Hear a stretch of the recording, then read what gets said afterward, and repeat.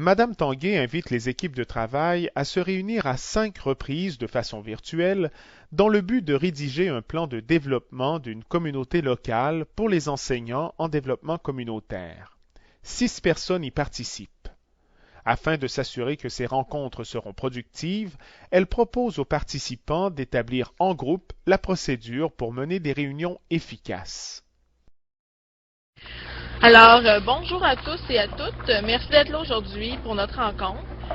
Comme activité aujourd'hui, je vais vous inviter à partir de vos expériences de réunion à nommer et à décrire brièvement les consignes qui permettent de tenir une réunion virtuelle efficace.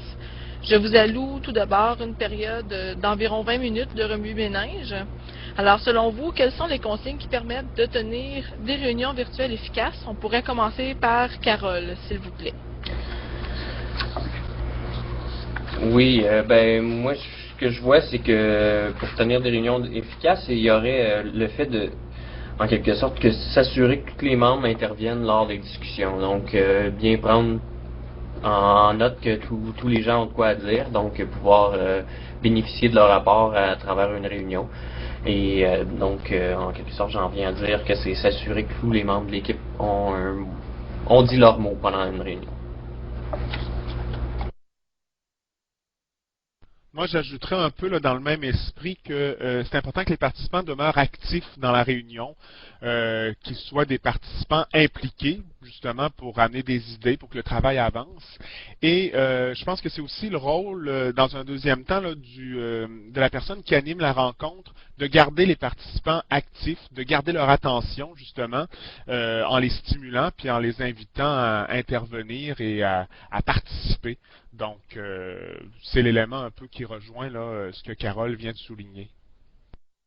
Moi, pour continuer dans la participation, ça peut être bien intéressant de résumer les mots, résumer dans ses propres mots les points importants à différents moments de la réunion. Comme ça, on s'assure, avec la participation, d'avoir une compréhension complète de chacun des points tout au long de la réunion.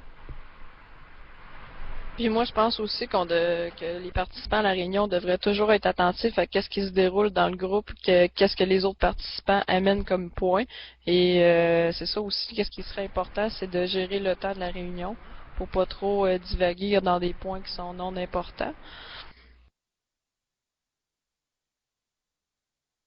Comme vers la fin aussi, si c'est possible, avant de terminer puis de laisser tout le monde partir, de synthétiser les principaux points de la réunion pour s'assurer de rafraîchir la mémoire des gens qui font participer. C'est intéressant, Thomas, comme point, puis ça m'amène justement à associer le mot efficacité à planification. Je pense que c'est très important pour être efficace là, de bien planifier la rencontre. Puis un outil qui peut nous aider à planifier, c'est justement l'ordre du jour. Je pense que si on établit un ordre du jour détaillé, on sait exactement où on s'en va. Puis pour que l'ordre du jour ait une certaine force, je pense que c'est important d'avoir l'adhésion de tous les participants, donc de demander l'avis de tout le monde, parce que parfois il y a des participants qui vont vouloir ajouter un point ou en modifier un autre. Donc je pense que c'est un bon outil qui peut nous aider à être davantage efficace. Moi, je rajouterais que l'usage d'un support visuel pour des réunions, que ce soit pour marquer l'évolution, l'ordre du jour en quelque sorte, pour voir à chaque moment où on est rendu dans la réunion, rappeler à l'ordre, un peu un support visuel pour toute démonstration ou quoi que ce soit, serait quelque chose de très utile à mener afin de rendre les réunions plus efficaces.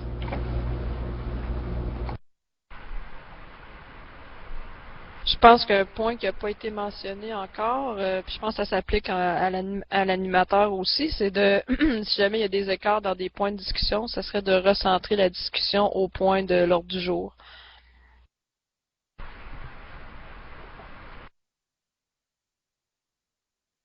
OK, bon, très bien. Je vais vous inviter maintenant à classer de façon chronologique les consignes en fonction des 3 moments clés d'une réunion d'équipe, soit premièrement, le démarrage de la rencontre, la félicitation des échanges et finalement, la réalisation de la synthèse de ces échanges. Je vous accorde 10 minutes pour réaliser cette étape et voici les consignes qui ont été énumérés plus tôt. Donc, je vous laisse délibérer là-dessus. Établir l'ordre du jour de la réunion, obtenir l'adhésion des membres, je crois que ça peut aller dans le démarrage de la réunion. Puis ensuite, je sais pas, être actif, garder l'attention des participants dans la facilitation des échanges. C'est ce que je vois pour l'instant. Je sais pas si vous en voyez d'autres. Moi, je pense que, résumé, dans ces mots, les points importants à différents moments de la réunion seraient importants pour la synthèse des échanges.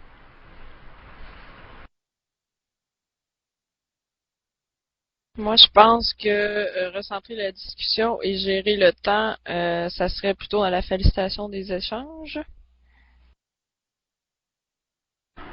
Dans la synthèse des échanges, on pourrait peut-être ajouter aussi fixer la date de la prochaine rencontre, puis aussi s'il y a un document de travail, là, bien enregistrer les modifications, puis s'assurer d'envoyer les documents qui sont en lien avec la rencontre à tous les membres qui participaient justement à la réunion. Le point 5, synthétiser les principaux points de la réunion, va aller dans la synthèse des échanges, évidemment. Et le point 6 pourrait aller dans le premier point, le démarrage de la réunion, préciser clairement l'objectif de la réunion, donc c'est au tout début d'une réunion. Être attentif à ce qui se déroule dans le groupe, moi je mettrais ça dans la félicitation des échanges encore une fois. Et enfin, clôturer la réunion qui va aller dans la synthèse des échanges. Donc, voilà, on les a tous classés. Merveilleux. Donc, je vais enregistrer ce document-là et je vais vous l'envoyer par la suite. Donc, on peut passer à une activité suivante.